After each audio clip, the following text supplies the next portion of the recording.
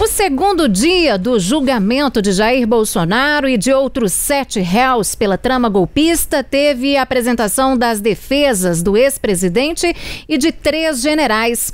O repórter Gabriel Ferreira Borges acompanhou os trabalhos no Supremo Tribunal Federal em Brasília hoje pela manhã e traz pra gente um balanço, do que ocorreu por lá. Olá a todos que nos acompanham no canal de O Tempo no YouTube. Se encerrou nesta quarta-feira o segundo dia do julgamento da suposta trama golpista na primeira turma do STF, o Supremo Tribunal Federal. Tiveram direito à fala nesta quarta a defesa de 4 dos 8 réus do núcleo designado como núcleo 1, crucial na suposta trama golpista, de acordo com a denúncia da PGR e a Procuradoria-Geral da República. O foco nesta quarta das defesas dos réus foi descredibilizar a delação premiada firmada entre o ex-ajudante de ordens do ex-presidente Jair Bolsonaro, Mauro Cid, e a Polícia Federal. As defesas do ex-presidente Jair Bolsonaro e também do ex-ministro Walter Braga Neto pediram a anulação da delação premiada de Cid. O mesmo pedido já havia sido feito nesta terça-feira, primeiro dia do julgamento na primeira turma do STF, pela defesa do ex-comandante da Marinha, Almirante Garnier. Além disso, a defesa do ex-ministro Paulo Sérgio Nogueira tentou descolar a imagem dele e do ex-presidente Jair Bolsonaro. Segundo o advogado de defesa de Paulo Sérgio, o ex-ministro tentou demover o ex-presidente Jair Bolsonaro de tomar qualquer tipo de medida de exceção. Inclusive, no fim da sustentação oral, a ministra Carmen Lúcia chegou a questioná-lo sobre o que exatamente Paulo Sérgio tentou demover Bolsonaro de fazer, quando o advogado de defesa de Paulo Sérgio reafirmou que, naquela época, o ex-ministro tentou demover o ex-presidente de tomar qualquer medida de exceção. Além disso, o advogado do ex-ministro Augusto Heleno, o advogado Matheus Milanês, ele também tentou descolar a imagem de Heleno de Bolsonaro. Segundo ele, já no final do governo Bolsonaro, um momento crucial apontado pelas investigações para a suposta trama golpista, Heleno já não era tão próximo assim de Bolsonaro, porque naquele momento o Centrão, o grupo político do Congresso Nacional, que o Heleno já havia feito objeções anteriormente, teria entrado no governo. Agora, o julgamento da suposta trama golpista aqui no STF retorna na próxima terça-feira, quando há a expectativa do voto do relator, o ministro Alexandre de Moraes, momento em que ele deve responder, inclusive, a críticas feitas pelas defesas dos réus entre essa terça e quarta-feira, que reclamaram muito do pouco tempo disponibilizado pelo ministro de acesso às provas da investigação da Polícia Federal e também da denúncia da PGR. Tá certo, Gabriel, muito obrigada pelo seu detalhamento aí do que ocorreu no segundo dia de julgamento no Supremo Tribunal Federal. E agora a gente vai trazer algumas informações aqui sobre o que disse a defesa de cada um dos réus hoje, O primeiro a se pronunciar foi o advogado Matheus Maier, da defesa de Augusto Heleno, ex-ministro do Gabinete de Segurança Institucional. Ele questionou a conduta de Moraes em relação a testemunhas do caso e disse que um juiz não pode se tornar protagonista do processo. O advogado ainda indagou as perguntas realizadas no dia do interrogatório. Ele chegou a usar o termo juiz inquisitor durante a sustentação oral. Matheus Maier questiona ainda a imparcialidade do julgamento. O segundo ponto da minha fala é pela nulidade do sistema acusatório e ao direito ao silêncio. E aqui, excelências, eu começo com um ponto bem sensível, que são as perguntas realizadas no dia dos interrogatórios. Vejamos, excelências, que aqui se trata das perguntas diretas. Nós não pegamos, por exemplo, quando o Ministério Público faz uma pergunta e o ministro relator se aproveita para fazer uma pergunta em cima, ou seja, que são perguntas originadas diretamente do ministro relator e diretamente do Ministério Público. Nós temos 302 perguntas do ministro relator contra 59 da Procuradoria-Geral da República. E aqui, excelências, muito se indaga, mas somente perguntar a mais não quer dizer que houve uma violação propriamente. O juiz também pode produzir provas. Mas aqui nós temos um fato curioso. Uma das testemunhas arroladas o senhor Valdo Manuel de Oliveira Aires, foi indagado pelo ministro relator a respeito de uma publicação dele nas redes sociais que não consta dos autos. Ou seja, nós temos uma postura ativa do ministro relator de investigar testemunhas. Por que o Ministério Público que não fez isso? Qual o papel do juiz julgador? Ou é o juiz inquisidor? O juiz é o imparcial, o juiz é o afastado da causa, porque o magistrado tem a iniciativa de pesquisar as redes sociais da testemunha. Não que o ponto não seja relevante, pode às vezes ser relevante, mas quem tem a iniciativa probatória, a quem compete o ônus da prova? Ao Ministério Público. E aqui eu trago uma citação bem curiosa, em que fala que é de ferrajolha a lição de que no sistema acusatório, diante da rígida separação de papéis entre sujeitos processuais, que esse é o ponto característico, não é possível que o juiz assuma a iniciativa da prova, do mesmo modo que o acusador não pode exercer a função de julgar. E aqui eu trago ainda uma outra lição do professor Auli Lopes Júnior, em que ele fala: é da essência do sistema acusatório a aglutinação de funções na mão do juiz. Não existe imparcialidade, pois uma mesma pessoa busca a prova e decide a partir da prova que ele mesmo produziu. E eu trago uma citação aqui do próprio ministro Luiz Fux, na ADI 6298, onde ele traz um curioso pensamento. A legítima vedação à substituição da atuação probatória do órgão acusador significa que o juiz não pode, em hipótese alguma, tornar-se protagonista do processo. E com essa reflexão, excelências, eu venho para o último ponto dessa questão, que é a violação do artigo 5º da Constituição, inciso 43, em que diz o seguinte: o réu, quando do seu interrogatório, apontou o direito do uso parcial ao direito ao silêncio, no qual ele só iria responder às perguntas da sua defesa. Como vossas excelências sabem muito mais do que eu, a Constituição veda o uso do silêncio em prejuízo do réu. E eu indago a vossas excelências, qual a função da consignação das perguntas por parte do juiz instrutor? E aqui mais curioso, o Ministério Público não quis consignar perguntas. Quem quis consignar perguntas foi o juiz. Não houve nem iniciativa do parquê a consignação de perguntas, que seria até um pouco compreensível ao meu ver. Então eu vos indago, quando se questiona, não vou consignar as perguntas, se o réu não responde alguma pergunta, não prevalece o indúbio pro réu? Então qual a função da consignação das perguntas, se não o constrangimento do interrogando? Ao se colocar as suas perguntas, se o interrogando não responde alguma pergunta, não estaria ele coagido a responder de certa forma? Então, para esta defesa técnica, fica muito evidente e fica claro a questão da nulidade pela violação do sistema acusatório e do direito ao silêncio. E na saída do julgamento, o advogado afirmou que conseguiu deixar claro que não há provas contra o ex-ministro Augusto Heleno.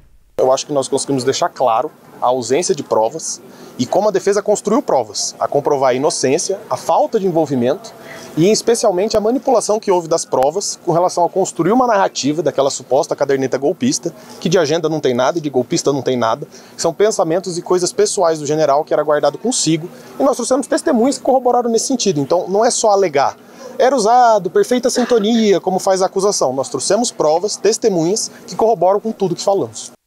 E o destaque do dia ficou por conta da defesa do ex-presidente Jair Bolsonaro. Durante as argumentações, um dos advogados afirmou que Bolsonaro é inocente e não há provas que o liguem aos atos golpistas, ou seja, aos ataques de 8 de janeiro e também ao plano de assassinar autoridades.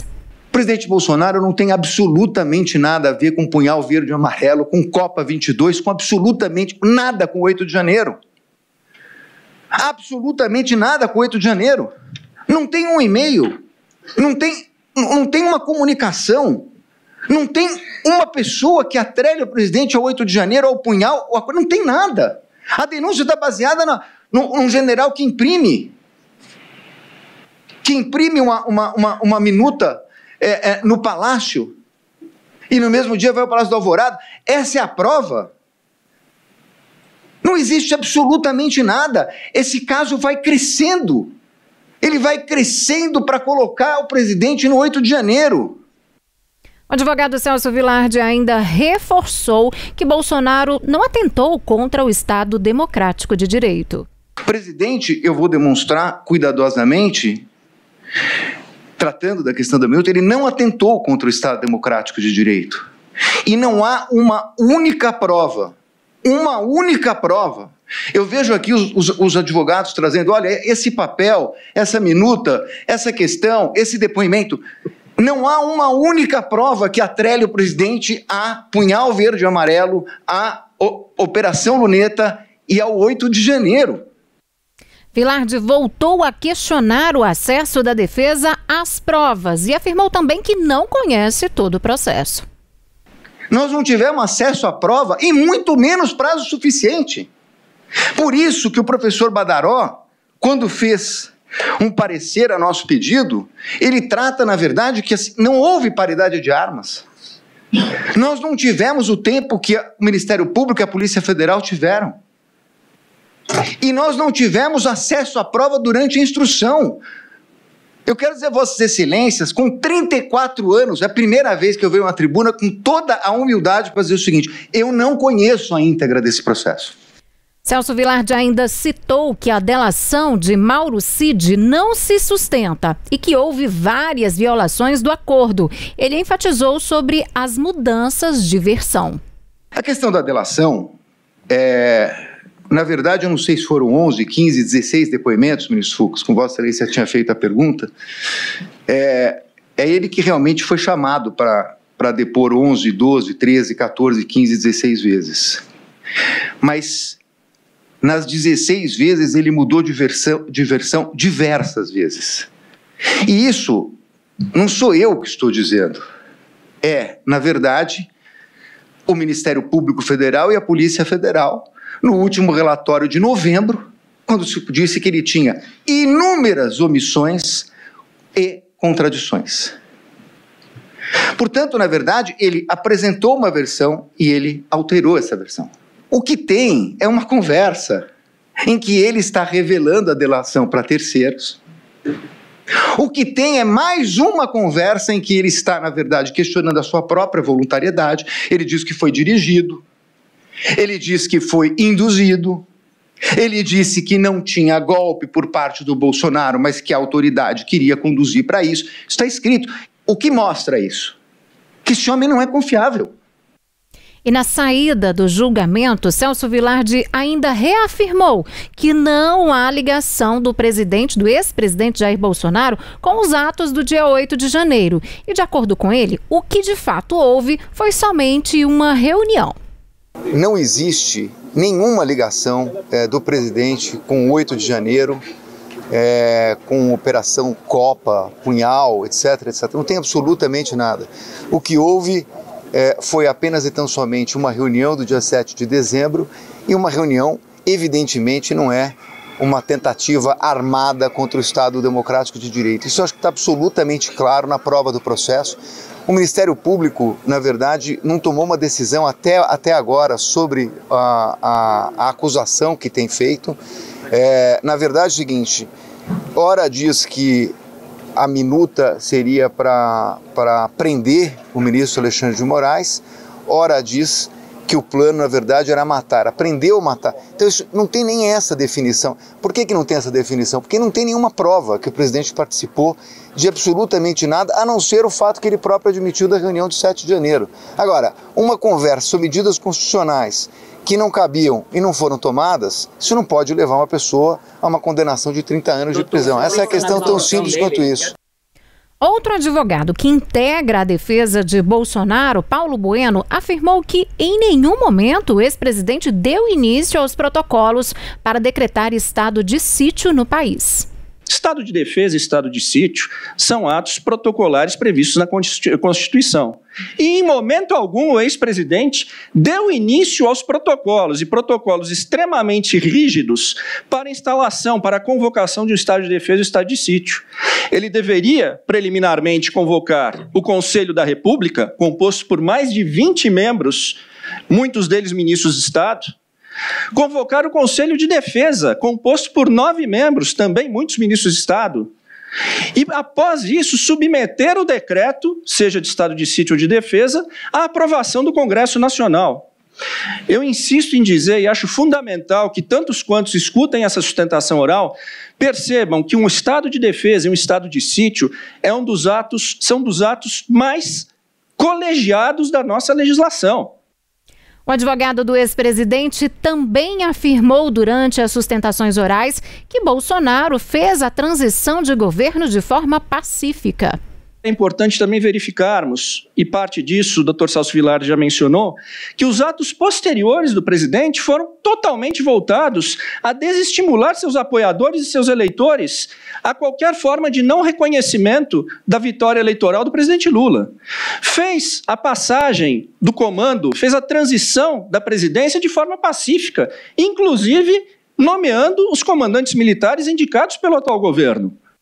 E após o julgamento, o advogado Paulo Bueno revelou que, se de fato esse julgamento for jurídico, não há motivos para condenar o ex-presidente Jair Bolsonaro.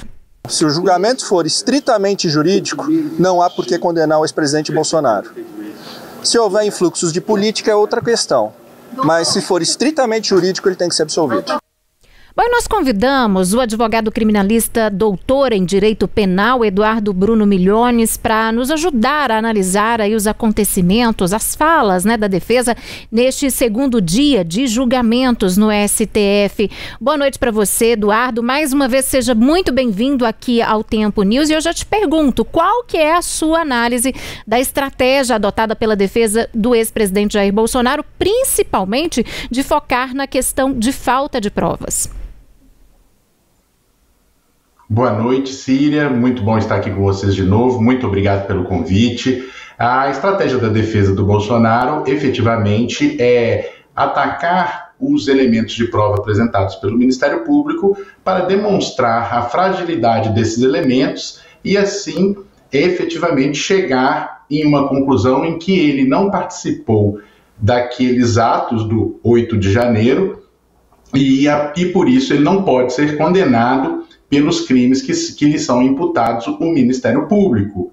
Isso é uma forma de defesa, até porque nós vivemos num país onde o princípio da inocência está aí, e quem tem realmente que fazer uma prova, assim, sem sombra de dúvidas que isso ocorreu, é o Ministério Público. Daí essa estratégia de atacar as bases daquela, o que a gente chama de elementos de prova apresentados pelo Ministério Público sobre o fato que ocorreu no dia 8 de janeiro em nosso país.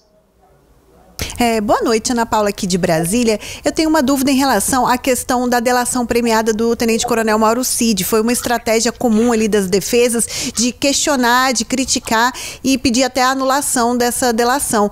Na avaliação do senhor, existe já elementos para que essa delação seja anulada ou pelo menos revista? Boa noite, Ana Paula, tudo bem? Vamos começar pelo fato. A delação premiada, ela não é prova, ela é um elemento de produção de prova, ela leva às provas. E a delação premiada é um acordo que você faz com o Ministério Público. Então ela tem duas vertentes. Quais seriam essas vertentes? A primeira delas é o acordo em si, onde o delator faz um contrato com o Ministério Público Federal, onde ele se compromete a entregar dados, provas, indicar elementos para que o Ministério Público investigue e ele indique ali o que vai ser daquele processo, se há ou não um crime ou um tipo ou vários crimes, né? Esse é o acordo que você faz. E com esse acordo você pode ganhar ali uma diminuição de pena, alguns outros benefícios que a lei prevê, que o Código Penal e que a lei de 12.850 ela prevê para isso. Quando há uma quebra desse acordo, e uma quebra assim, ele foi omisso, ele não falou tudo que ele tinha que falar, ou ele escondeu alguma coisa, ele escondeu alguma prova, ele foi negligente em falar sobre alguma pessoa, pode haver uma quebra desse acordo.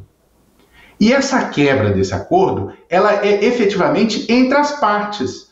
Ela não atinge o processo e as provas que foram produzidas deste acordo.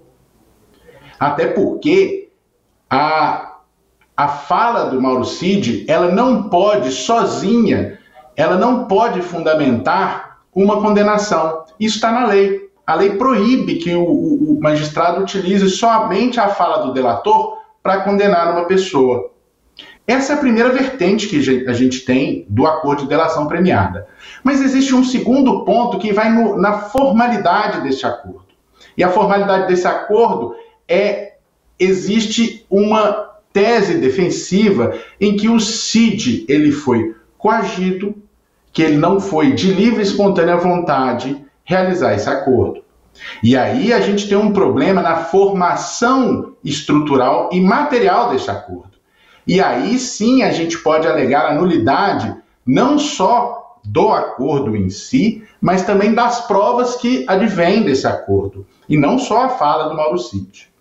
As falas do Mauro Cid, as falas das testemunhas, as falas dos interrogandos, elas vão ter contradições e essas contradições vão ser exploradas tanto pela acusação como pela defesa. Esse é o modo da dialética do processo penal, da retórica do processo penal.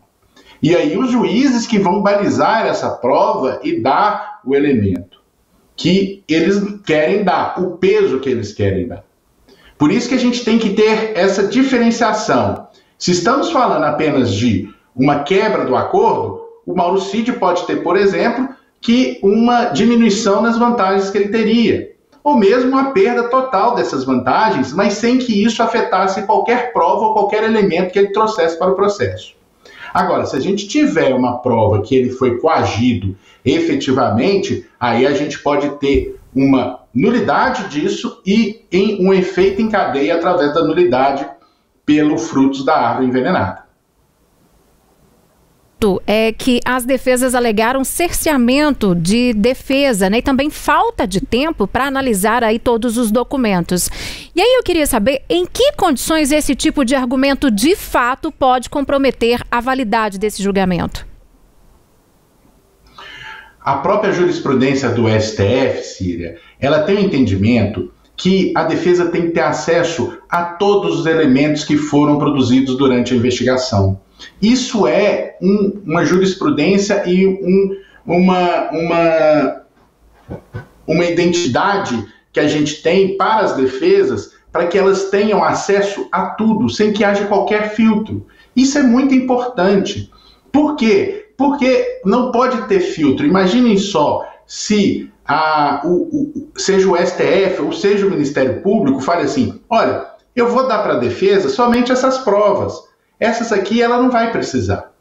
E aí, em um voto magistral do ministro já aposentado Celso de Mello, ele fala que quem define isso é a defesa. Por isso que ela tem que ter acesso a todos os elementos. Os elementos que ela vai usar ou deixar de usar, ela que vai decidir. Cabe ao Ministério Público e ao Judiciário, no comando e na estruturação da persecução penal, do inquérito policial da investigação, catalogar essas provas, guardar essas provas e entregar para a defesa essas provas. E a partir daí a defesa escolhe quais dessas provas ela vai utilizar. Isso é o básico de qualquer princípio de ampla defesa que a gente possa ter dentro do processo penal. E aí a gente tem um outro segmento, que é o quê? Tempo. Afinal de contas, se você pensar, a polícia, o Ministério Público, eles tiveram quase 2 anos para formular e ir atrás dessas provas e analisar essas provas. As defesas tiveram um pouco mais de meses. E nós estamos falando aqui, na fala do advogado do ex-presidente Jair Bolsonaro, de que ele teve um pouquíssimo tempo para analisar quase 7 terabytes de dados. É muita coisa. É humanamente impossível verificar isso. E aqui a gente tem um segundo problema, que não é só você não entregar as provas, mas é você entregar uma quantidade de provas tamanha e um tempo enxuto que não dá para que a defesa as analise. Isso também, na minha concepção, e a do próprio Supremo Tribunal Federal, que tem jurisprudência nesse sentido, é um cerceamento de defesa. Uma pergunta.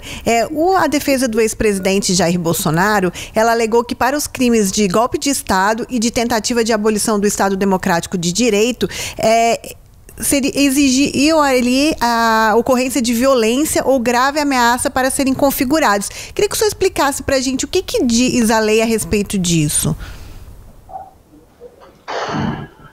A lei, nesses casos, principalmente nesses dois elementos, nessas duas elementares, ela fala que o golpe de Estado ele vai acontecer, mas ele fala em atos genéricos. É como se fosse, vamos pensar no homicídio. O tipo do homicídio fala matar alguém. Se você vai matar com faca, se você vai matar com tiro, se você vai matar com veneno, se você vai matar com fogo, ele não define isso. Ele define só que você vai chegar a um resultado. O que nós temos numa denúncia é o quê? Que existiram atos que foram praticados em cadeia, dentro de elementares, para que se chegasse ao objetivo final, que era o quê? A abolição do Estado Democrático de Direito. E esses atos tiveram, sim, a violência. Nós tivemos violação de patrimônio público, nós tivemos entrada nas casas dos poderes, nós tivemos diversos atos de violência que o Ministério Público imputa como atos violentos. Tivemos também outros atos achados de armas, armamento, a chamada para o bloqueio de estradas. Tudo isso são atos violentos que o Ministério imputa como uma condicionante e necessário a esse conjunto de atos para abolir o Estado Democrático de Direito. Não precisaria que o Bolsonaro ou os generais pegassem arma ou cometessem violência, porque eles estão ali como os controladores. O Ministério Público coloca eles como os autores do fato. Eles tinham controle desses atos. Eles não precisavam praticar a violência em si por eles mesmos, mas eles deram a chance e aprimoraram para que aquilo acontecesse. E por isso eles estão sendo responsabilidades como autores desses atos violentos também. Agora, Eduardo, outro ponto é que houve alegações de que novas provas, novos documentos foram incluídos aí no arquivo, né, às vésperas desse julgamento. Isso, se de fato for verdadeiro, violaria o princípio contraditório também da ampla defesa? Com certeza, Síria. Também é um elemento que a gente tem que analisar. Provas, documentos, eles podem ser inseridos no processo até o seu final. Não existe uma vedação ou um tempo necessário para se inserir um documento dentro do processo. A questão é, após esse documento inserido, há que abrir-se vista para as defesas, para elas analisarem, e o contrário também. Caso a defesa ela adentre com documentos novos, deve-se abrir vista ao Ministério Público para que ele analise e faça requerimentos de prova. Ele precisa combater aquela prova. Ele precisa dar oportunidade para que ele exerça o contraditório, para que ele possa analisar aquela prova e trazer elementos para confrontar aquela prova. É isso que faz uma prova ser válida e uma prova não ser válida. Isso é um quesito de validade daquela prova. E isso é importante para o processo, não só para as defesas, é para o processo penal como um todo. Agora, a defesa de outro réu, do Paulo Sérgio Nogueira, sugeriu que ele apenas teria sugerido estudos sobre essa intervenção, essa possível intervenção. Até que ponto, Eduardo, juridicamente, né, como ele disse ali, vou usar as mesmas palavras, sugerir estudos pode de fato ser interpretado como um ato preparatório do crime? Essa é uma outra questão muito interessante que todo mundo vem debatendo, né? Os atos preparatórios ou os atos executórios, que é o que vai definir se nós temos o crime de tentativa de golpe de Estado ou de abolição do Estado Democrático de Direito, se realmente começou essa questão. Bom, a gente tem que entender que nem sempre, ainda mais desses tipos, a gente não vai encontrar uma prova factual, nem sempre a gente vai encontrar uma confissão, faça isso, faça aquilo, né? Aqui a gente tem que entender o posicionamento que as pessoas estavam fazendo, o ato de poder e onde que elas estavam posicionadas dentro da estrutura de poder do Estado. porque o Ministério Público entende, isso ficou muito claro nas suas alegações finais orais ali perante o Supremo Tribunal Federal. O Procurador da República, o Procurador-Geral da República, definiu que ali não eram só pessoas simples em uma reunião falando e fazendo, eram pessoas que estavam dentro dos poderes e com poder para aquilo. O que isso representa? O que o Ministério Público está indicando? Ele está falando que, realmente, se fosse, sabe, eu e você, Síria, se a gente um dia, num churrasco, a gente conversasse, olha, vamos abolir o Estado Democrático de Direito, você pega um carro ali, eu pego um carro ali, a gente vai lá no Congresso e fecha aquilo ali, é uma coisa. Às vezes a gente está brincando, às vezes a gente está só sugerindo, a gente está só fazendo uma questão, um small talking. Agora a gente estava falando de membros do alto escalão do Estado. Segundo o Ministério Público, isso não pode ser desconsiderado nesses atos. Isso não pode ser desconsiderado na conjuntura da prova. Ah, eu só fiz um estudo, eu só quis isso, eu só fiz aquilo. A verdade é que isso desencadeou um procedimento onde teve realmente uma violência contra as instituições. E a partir daí é que o Ministério Público tenta provar que isso foi um emaranhado de condutas e atos planejados. E esse planejamento é que efetivamente ocasionou os atos que foram praticados. Isso vai ser questão analisada pelos julgadores. Os ministros vão ter que debruçar sobre isso, analisar as provas e, através da efetiva consideração, determinar se é isso que o Ministério Público está falando ou se é o que as defesas estão falando. Mas alguns advogados também trouxeram a questão de a acusação basear-se em minutas de decretos e em documentos encontrados nos celulares, né, de réus, prints, de certa forma, né, uma cópia. Esses elementos podem ser suficientes, de certa forma, para configurar uma tentativa de golpe?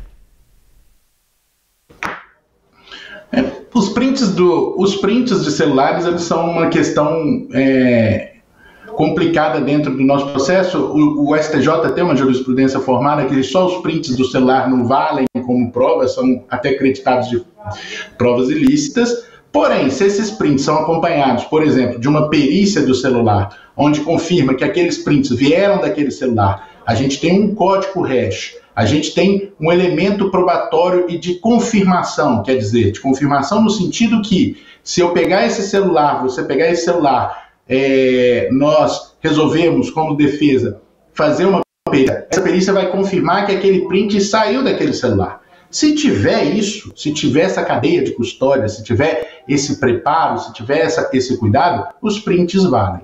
Se não tiver, aí eles vão ser questionados e aí a gente vai ver como que a jurisprudência do STF ela vai funcionar nesse caso. Bom, e para a gente encerrar nossa conversa, Eduardo, na sua avaliação até agora, na verdade, nós tivemos aí 2 dias de manifestações das defesas, né? Tem seguido aí o que era esperado nesse julgamento? Com certeza, Síria, um alto nível técnico de todas as defesas, um alto nível técnico da acusação também. Nós estamos diante de um julgamento único.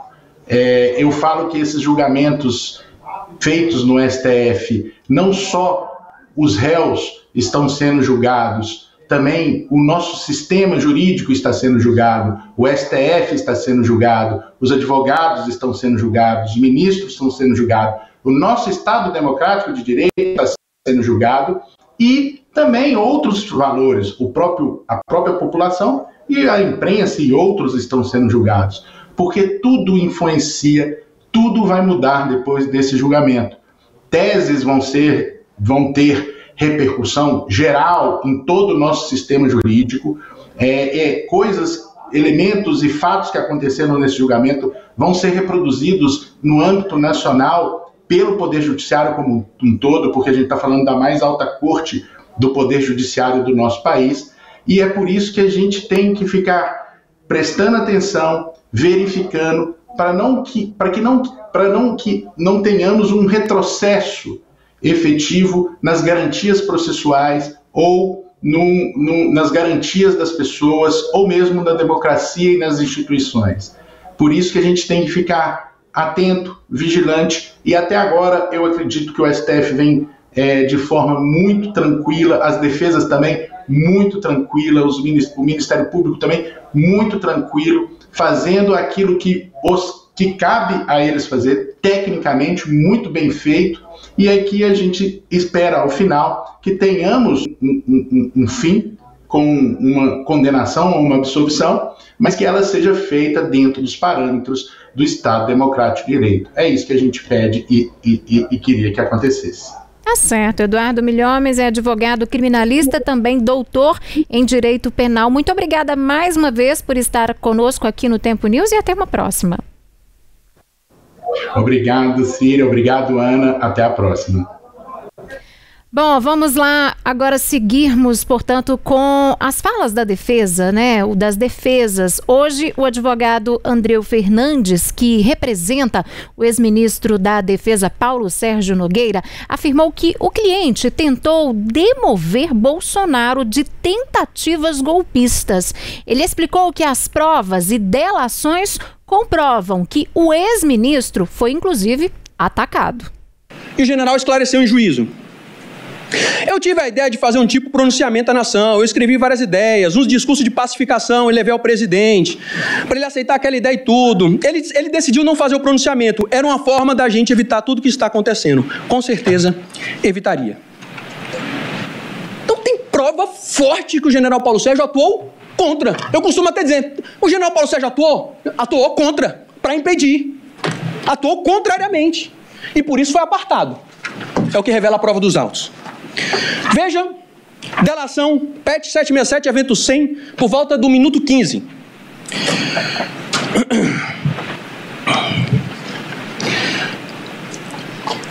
Aqui, ó. General Paulo Sérgio não sabia desses documentos. Até porque o general Braga Neto estava rachado com os generais da ativa, general Freire Gomes, não conversava com o general Braga Neto, porque ele achava os generais frouxos e melancias. General Braga Neto estava desalinhado com os generais do governo, e eu coloco o general Paulo Sérgio nessa linha. General Freire Gomes, general Mário, general Braga Neto, eles falavam com o presidente, tira o general Freire Gomes e coloca Arruda Teófilo. Aí nessas discussões com o general Braga Neto, aí então coloca outro general como ministro da Defesa. Era para tirar o general Paulo Sérgio. Por quê? Como é que ele fazia parte dessa organização criminosa? Não fecha. A hipótese acusatória não fecha. Já José Luiz Oliveira Lima, que é advogado do general Walter Souza Braga Neto, foi o último a fazer a sustentação oral hoje. Ele passou boa parte do tempo contestando a validade da delação de Mauro Cid e disse que, abre aspas, não fica em pé de jeito nenhum, fecha aspas. Para o advogado, Cid mente, abre aspas aqui, mente descaradamente, fecha aspas.